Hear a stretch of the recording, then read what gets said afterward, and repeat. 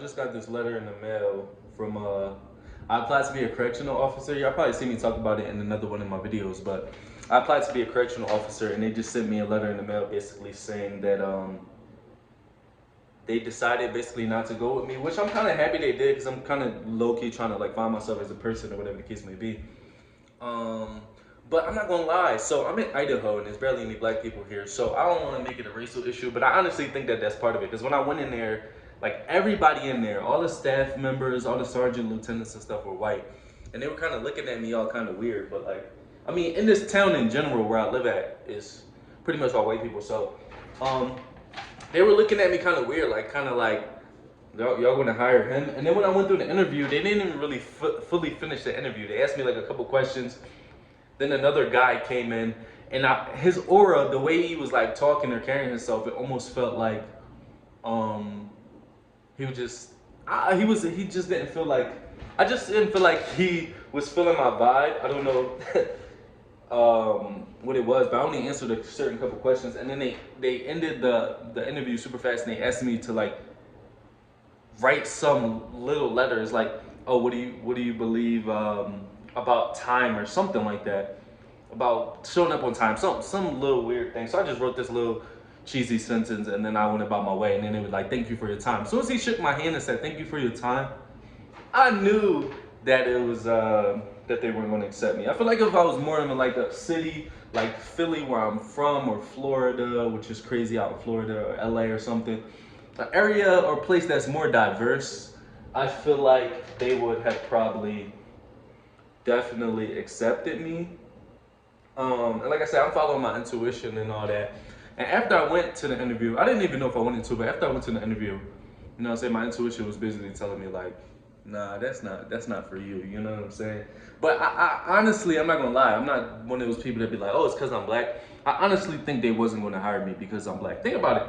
Like, if you work at a job with a bunch of people like you, whether white or black, you know what I'm saying, and um, you got somebody coming in with a different aura, with a different skin tone. They don't crack jokes like you. They don't. They're not going to fall into line, because I was hearing too, a lot of these correctional officer jobs are filled with a lot of toxic individuals. Not only are the inmates toxic, but the people. It's a spiritual warfare out here. Like, come on, the people that run the jails are just as toxic or more toxic than the people inside the jails. You know what I'm saying?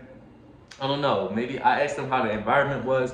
I told them I was watching YouTube videos on becoming a correctional officer. I can read people so well. I can read people so well. So I could just tell that the first guy was cool, whatever. He was just doing his job, interviewing me, and the second guy kind of wasn't feeling me. And I didn't say much, but I honestly think that it had to do with my race. Like I said, I'm not one of those people that jump out the window and be like, oh yeah, it's because I'm black. But no, this situation, I feel like because of where I'm from, because of all that, they like, we're not about to bring him in here. We won't know what he's capable of. They probably got some misconceived notions about whatever. You know what I'm saying? We gotta keep it a buck. Like we gotta keep it a buck. Some people, I'm sure if you ask one of them, they would say something completely different, or probably say, "Oh my God, you of course you would bring the race card in there," but nah, come on, let's not be dumb. But it's a good thing that it didn't happen, because I didn't want to work there anyway. After I left the interview, I thought I'd just talk about that, because I feel like, even though I feel like I could do a very good job, and I feel like I would be, because like they were saying in the interview, you're more of like a counselor, and I was working in rehabs and stuff like that. And come on, like if you watch my channel, you know that I'm a very introspective individual who I feel like would be able to do a good job. But everything happens for a reason. Why I keep looking at the letter? Everything keeps happening for a reason.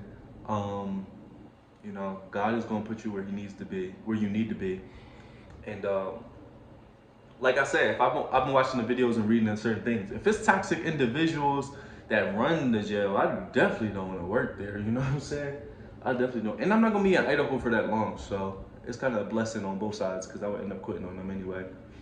Um, but I do think it was because of my race. I don't care what nobody said. People, I'm telling you, people probably gonna get in the comments whatever. People were like, nah, nope.